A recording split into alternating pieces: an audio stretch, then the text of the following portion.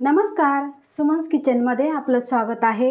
आज आपण गोकुळाष्टमी स्पेशल मेवा पाक कसा बनवायचा ते बघणार आहे। मेवा पाक बनवण्यासाठी इथे मी कढई गरम करायला ठेवलेली आहे। आता त्यामध्ये आपल्याला 2 चमचे तूप घालायचे आहे। हे तूप छान असं आपल्याला वितळवून घ्यायचं आहे। आता त्यामध्ये आपल्याला घालायचं आहे, इथे बघा मी मुठभर काजू, मुठभर बदाम आणि मुठभर इथे मनुके घेतलेले आहे। आता हे आपल्याला तळून घ्यायचे आहे। आता यामध्ये घालणार आहे मी काजू आणि बदाम, छान असे आपल्याला खमंग तळून घ्यायचे आहे। तर बघा काजू बदाम छान आपले तळून झालेले आहे। आता आपण हे काढून घेऊ। गॅसची फ्लेम आपल्याला लोच ठेवायची आहे, कुठेही वाढवायची नाही। आता यामध्येच आपल्याला घालायचे आहे मनुके।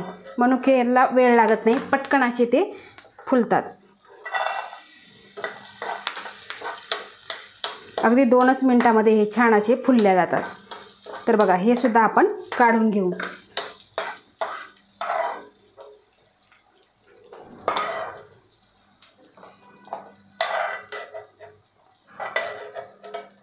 आता जे राहिलेलं तूप आहे त्या तुपामध्ये आपल्याला मखाना भाजून घ्यायचा आहे। तर बघा इथे मी 3 मूठ इतका मखाना घेतलेला आहे। आता हा मखाना सुद्धा आपल्याला मंद गॅसवर छान असा भाजून घ्यायचा आहे।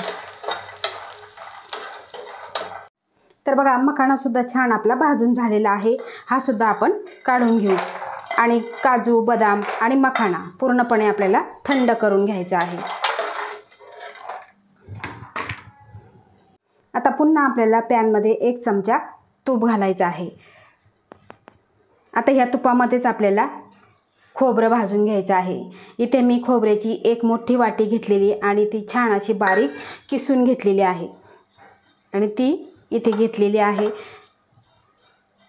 तर बघा आपल्याला अगदी गुलाबी रंगावर भाजून घ्यायचं आहे, खूपही जास्त काळं करायचं नाही, त्यामुळे काय होतं मेवा पाक आहे हा करपट लागू शकेल। तर बघा खोबरं सुद्धा छान आपलं भाजलेलं आहे। आता आपण हे काढून थंड करून घेऊ। तर बघा काजू बदाम आणि मखाना हे छान असे थंड झालेलं आहे। आता एका मिक्सरच्या भांड्यामध्ये आपल्याला हे घेऊन अगदी शेंगदाण्याचा कूट आपण जसा करतो जाडसर, अगदी त्या पद्धतीने आपल्याला वाटून घ्यायचं आहे, खूपही बारीक करायचं नाही। तर बघा अशा पद्धतीने आपण जाडसर हे वाटून घेतलेलं आहे। तर बघा ज्या ताटामध्ये आपण खोबरं काढलेलं त्या ताटामध्येच आपण हे मिश्रण आता ओतून घेणार आहे।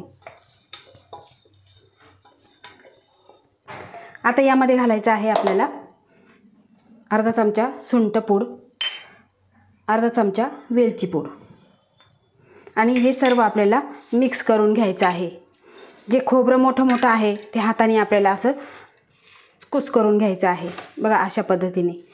आता हे सर्व मिक्स करून घेऊ, म्हणजे वेलची पूड आणि सुंठपूड छान अशी यामध्ये मिक्स होऊन जाईल। तर बघा अशा पद्धतीने हे मिक्स करून घेतलेलं आहे। आता इथे मी वाटी घेतलेली आहे। आता ह्या वाटीने आपण हे मिश्रण मोजून घेणार आहे।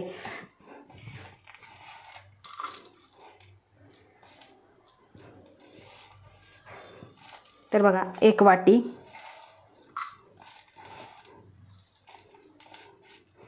ही दुसरी वाटी,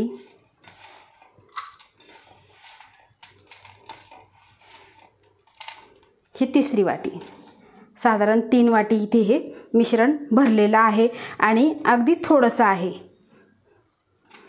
आता 3 वाटी मिश्रणासाठी आपल्याला गूळ किती लागणार आहे ते बघूया।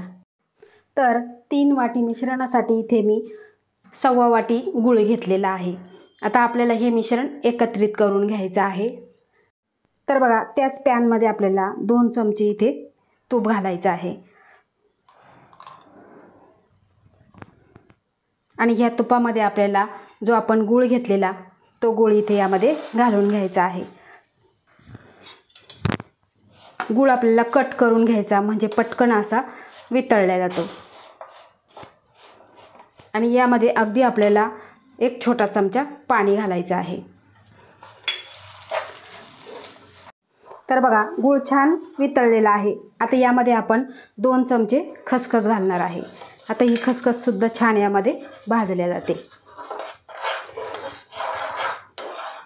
तर बघा छान असा गूळ आपला इथे वितळलेला आहे. आता यामध्येच आपण हे सगळं मिश्रण घालून घेणार आहे.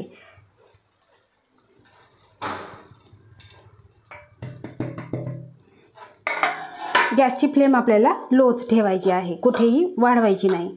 आता हे सगळं मिश्रण आपण मिक्स करून घेऊ. तर बघा मिश्रण इथे सगळं मिक्स करून झालेलं आहे आणि यामध्ये आपण तळलेले मनुके घालायचे आहे आणि सगळं मिक्स करून घ्यायचं आहे. आता तुम्ही एखाद्या ताटामध्ये किंवा तुमच्याकडे डिश असेल मोठा किंवा ट्रे असेल त्यामध्ये तुम्ही सेट करायला ठेवायचं आहे. आता गॅस बंद करायचा आणि इथे मी घेतलेला आहे तूप लावलेला ट्रे. आता ह्या ट्रेमध्ये आपण ओतून घेऊ. तर बघा तूप लावलेल्या ट्रेमध्ये इथे ओतून घेतलेलं आहे. आता हे आपल्याला पूर्ण प्लेन करून घ्यायचं आहे.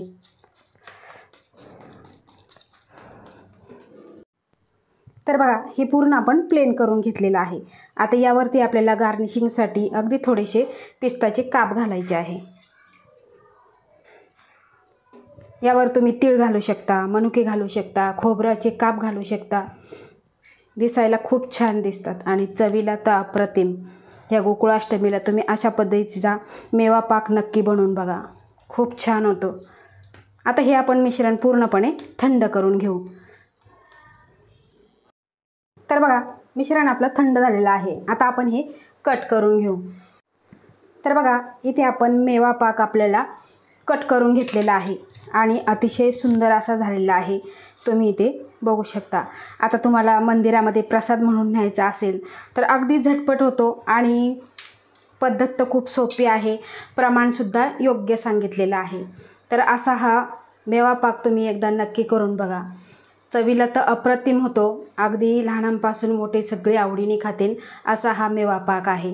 तर ह्या पद्धतीचा मेवा पाक तुम्ही एकदा नक्की बनवून बघा. आवडल्यास लाईक करा, शेअर करा, सबस्क्राईब करा आणि बाजूचं बेल आयकॉन बटन प्रेस करा. धन्यवाद.